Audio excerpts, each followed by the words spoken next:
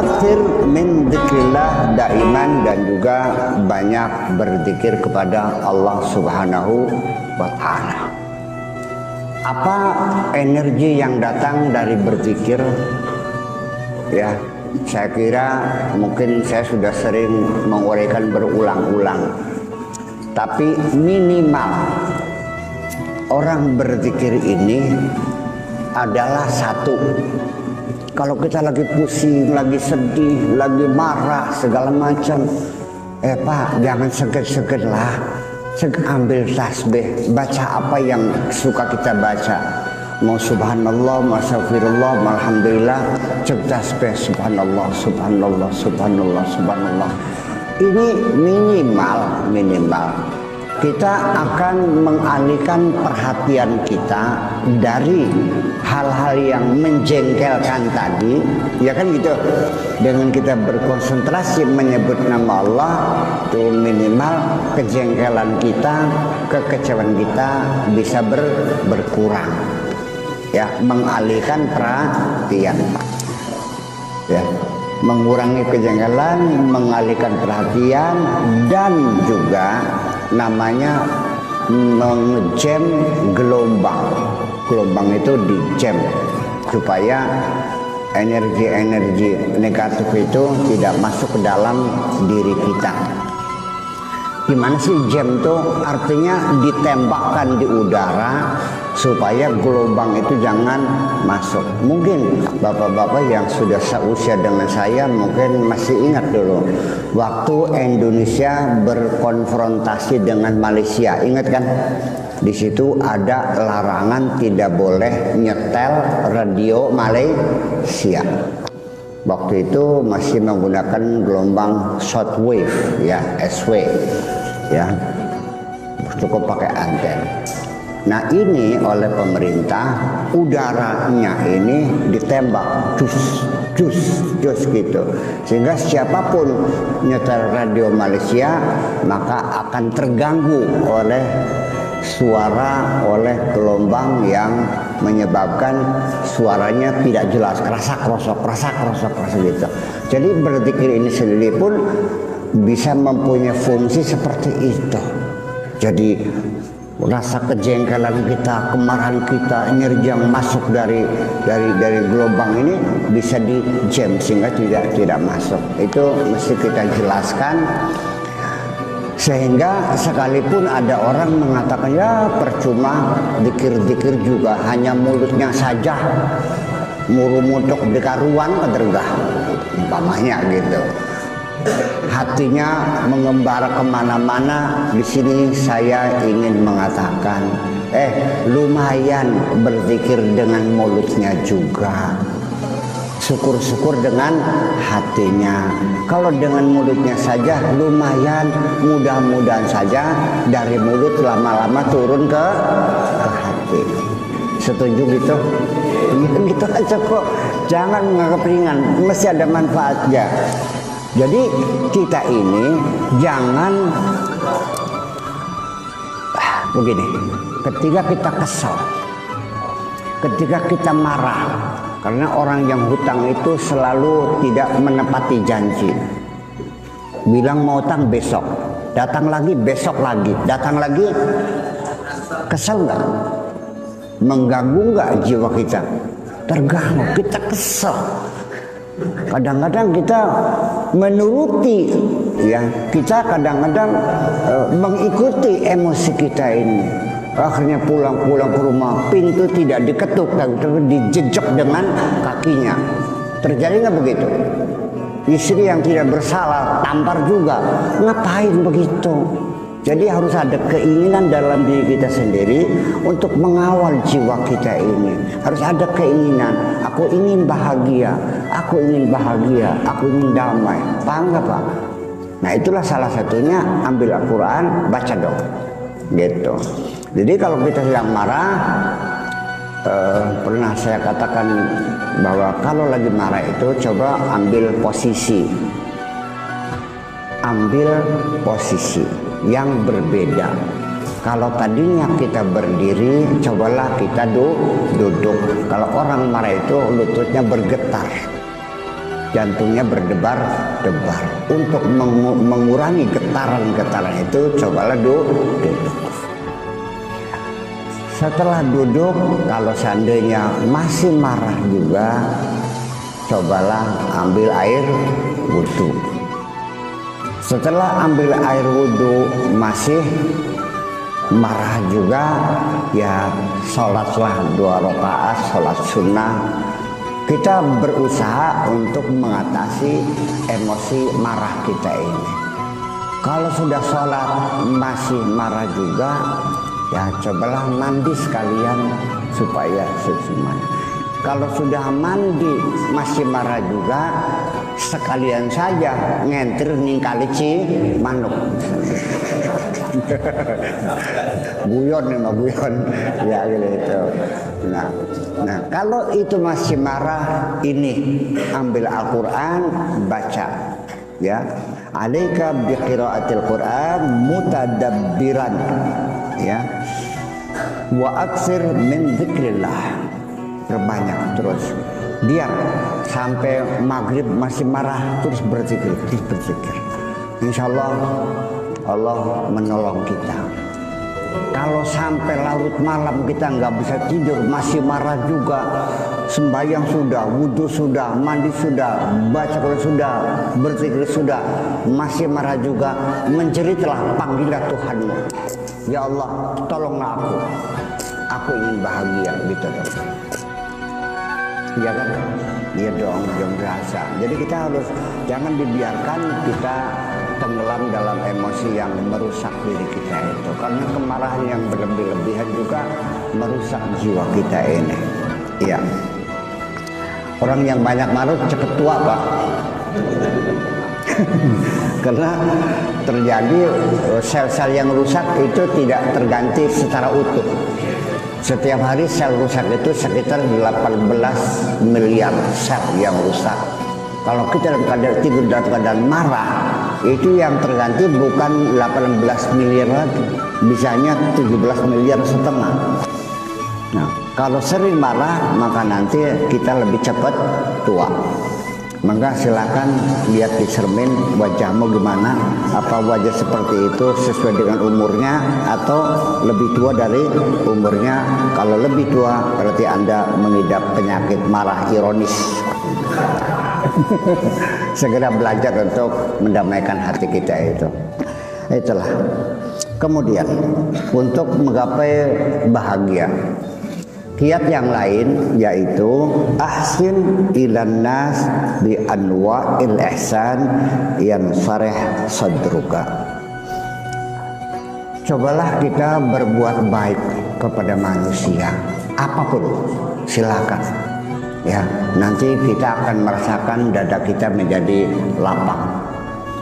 Kebaikan yang kita lakukan kepada siapapun itu akan memantul, akan memberikan satu kebahagiaan dalam diri kita sendiri. Apakah berupa bantuan uang, apakah berupa sanjungan, apakah berupa tenaga, pikiran dan sebagainya. Ya, belajarlah kita dalam hidup sehari-hari selalu berbuat baik kepada sesama. Kalau tetangga kita punya hajatan, ya coba yang ringan tangan dong.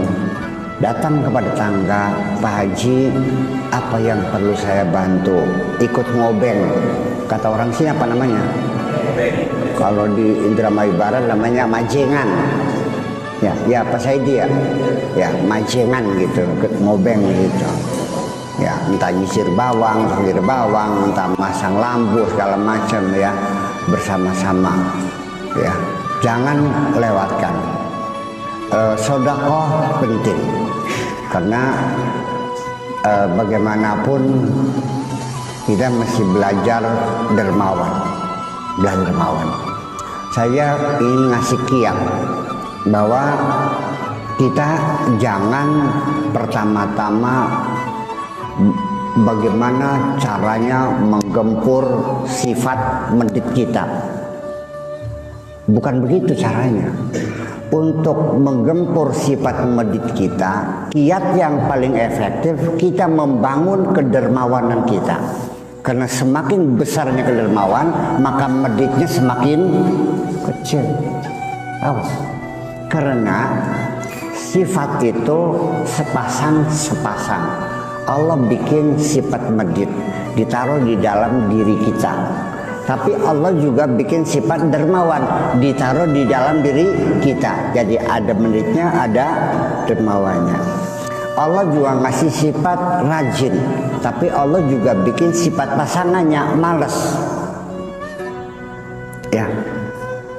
Allah ngasih sifat kita kepedulian, tapi Allah juga bikin sifat cuek. Di situ kedua sifat itu bersaing, ya, berlomba, kan gitu. Maka itu tidak selalu dalam keadaan stabil. Kadang-kadang kita lomang, kadang-kadang medit, tergantung kondisi psikologis kita. Umpamanya pada bulan puasa kita dalam keadaan seharian lapar dan dahaga, betul? Kenapa di waktu bulan puasa kok kita punya kepedulian yang hebat sekali, sehingga dapur tetangga yang tidak mengeluarkan asap itu diperhatikan? Bayangkan, di IT kok nggak ada kebul-kebulnya sih. Kita suruh anak-anak coba lihat, suruh dilihat. Tidak berselang lama anak kita pulang ngasih tahu, "Ma, nggak bisa masak, nggak ada beras." Dalam kondisi kita sedang berpuasa, apa yang terjadi?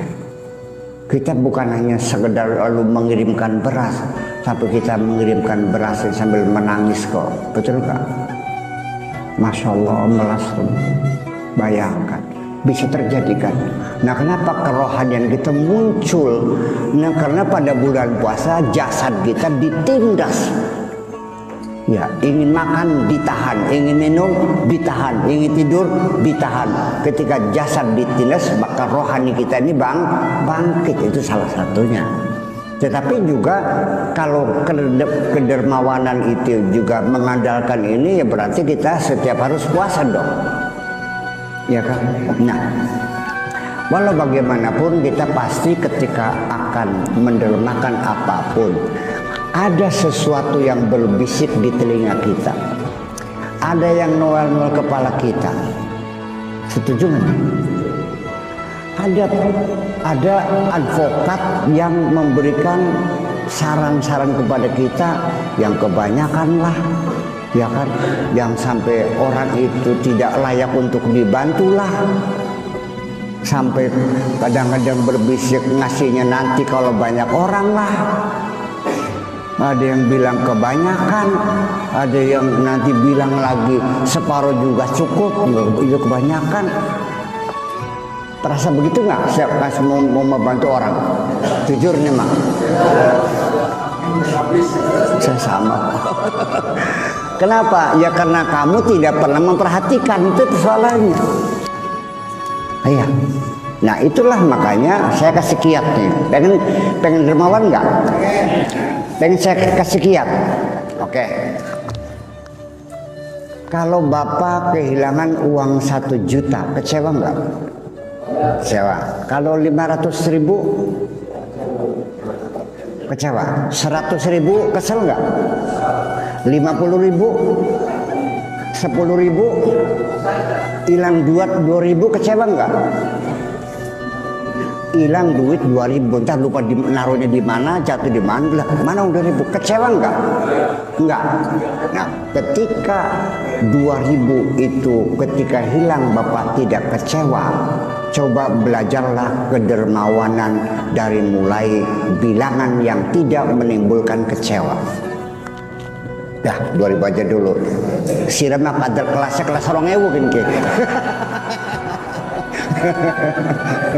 Ya daripada tidak, ya kan. Kalau 10.000 masih sayang, coba 5.000 masih sayang, coba 2.000.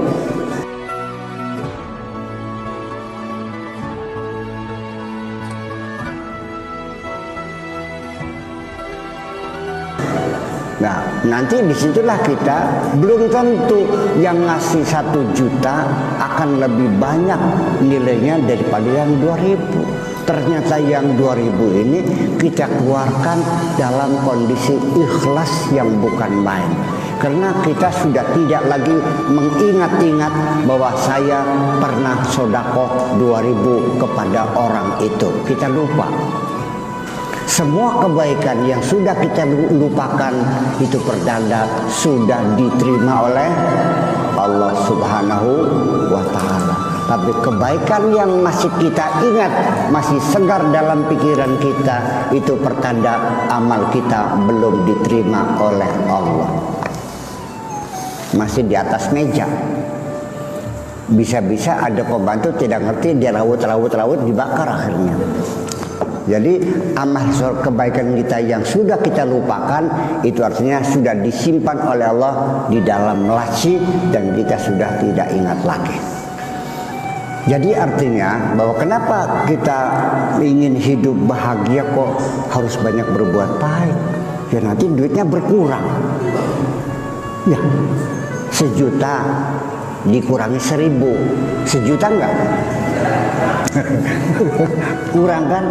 Nah makanya Bapak sekalian, dalam bermasyarakat ini jangan kita menghitungnya dengan matematika jadul.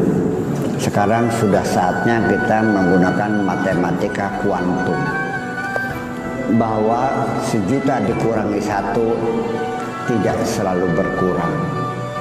Dalam hitung-hitungan ilmu sosial itu matematikanya matematika sosial.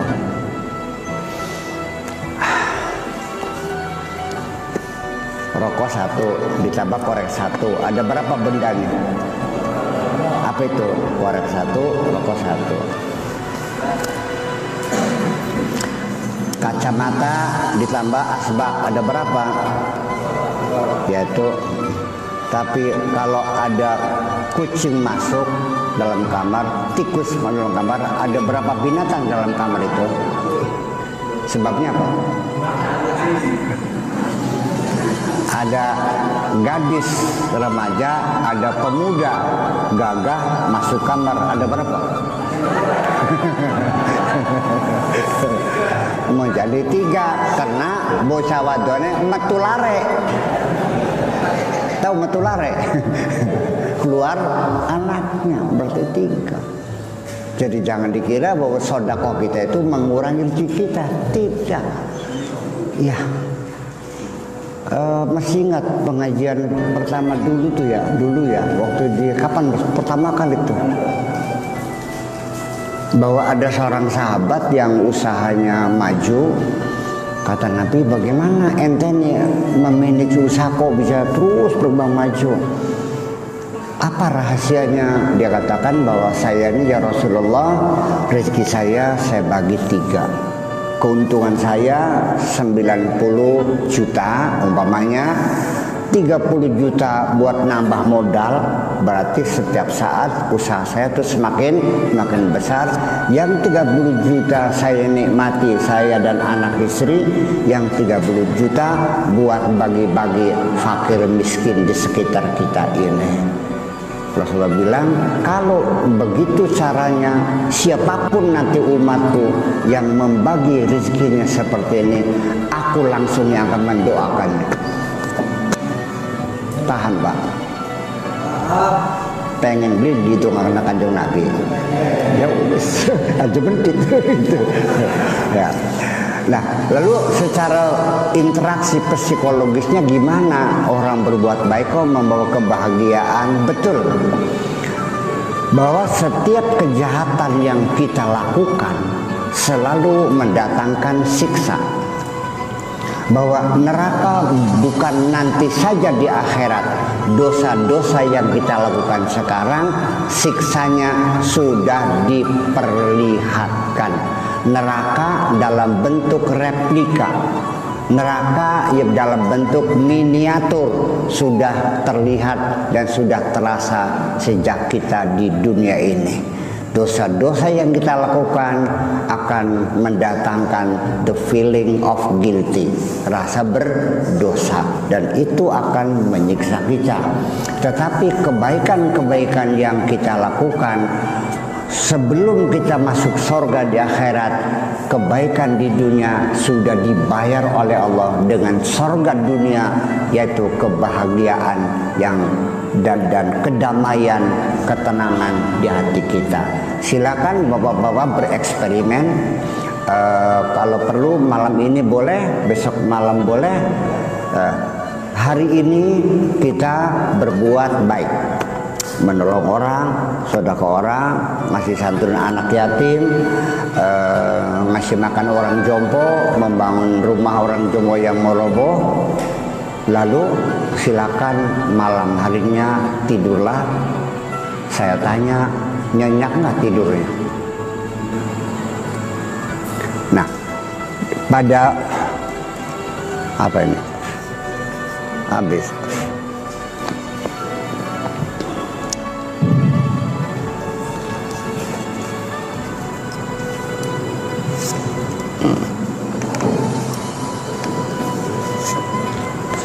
Oke, pada kesempatan lain Bapak silakan membunuh orang atau merampok rumah orang, lalu malamnya tidurnya nyenyak enggak?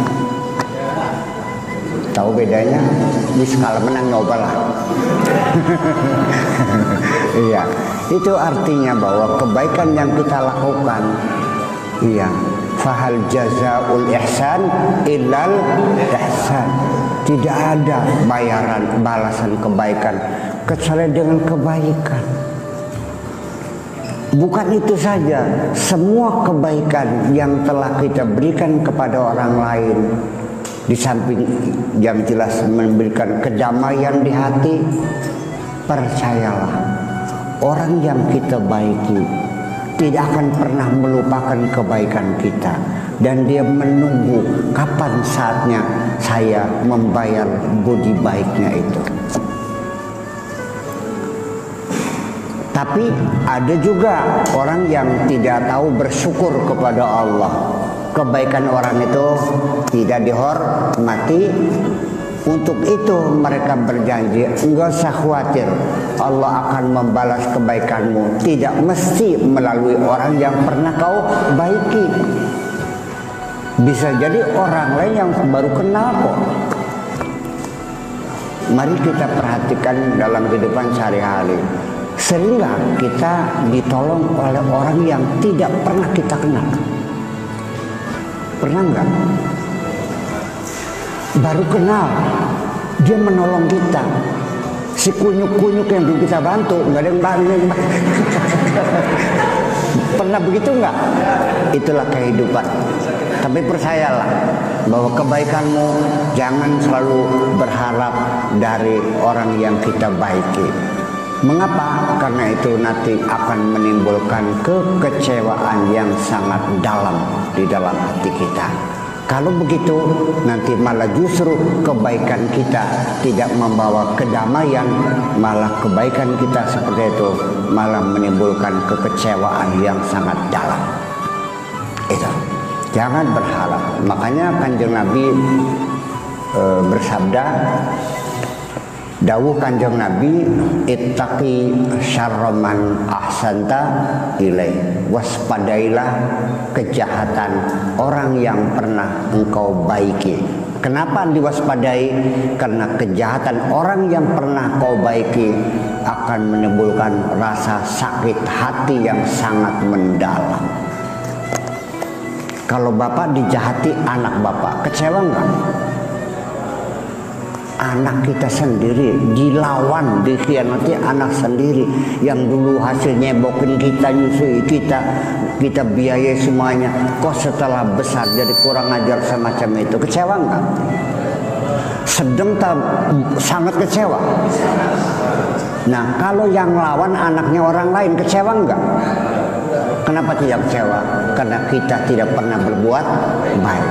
Jadi kalau begitu, kalau kita masih berharap imbalan dari orang yang kita baiki, maka tidak mustahil kita akan dikecewakan oleh orang itu. Ya. Jadi berbuat baik yang betul-betul ikhlas lillahi ta'ala. Itu.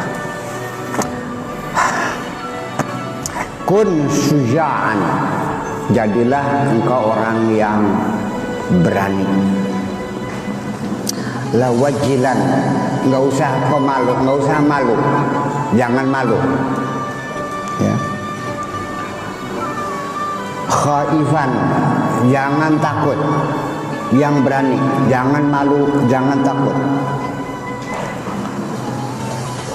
Fasyuja'u munsyarihus sadr, orang yang berani itu dadanya lapang. Jadi ketika Allah pun berfirman alam nashrah laka sadrak, itu maknanya Allah menanamkan keberanian kepada Kanjeng Nabi untuk menghadapi kehidupan ini.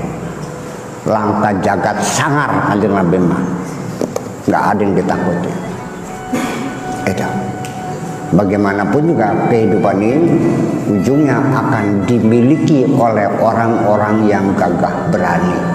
Mereka yang pengecut, mereka yang berhati kecil, yang berdada sempit, tidak ada tempat untuk hidup ini. Semuanya digulung semuanya oleh orang-orang yang berani dan gagah perkasa. Keberanian diperlukan apapun. Jangan sekali-kali kita melakukan sesuatu dengan gamang, was-was, ragu-ragu, bimbang. Ngapain? Ya, untuk menanamkan kebenaran itu juga jangan salah paham. Orang itu berani ini dasarnya adalah benar, betul enggak? Kalau kamu salah dan berani itu namanya membabi buta. Salah kentang pisan, aduh gitu. Gimana lagi? Ya ini kadang-kadang asal berani, ya enggak dong. Berani juga tuh bukan tahawur, bukan sembarangan. Berani tetap masih dalam koridor kewaspadaan, hati-hati dan perhitungan. Orang berani itu bukan membabi buta. Dalam keberanian kita menghadapi musuh bukan sekedar berani maju, tapi juga berani mundur. Ya kalau setelah kita kirim spionase di barisan musuh, ternyata tentaranya jauh lebih besar. Tentara kita 1000, di sananya 10.000. Ya sudah, amit-amit ya, jangan dulu maju dong. Ya, penundaan kita menyerang musuh itu bukan pengecut, ya. Karena berani itu juga penuh dengan perhitungan. Kalau enggak namanya membabi buta.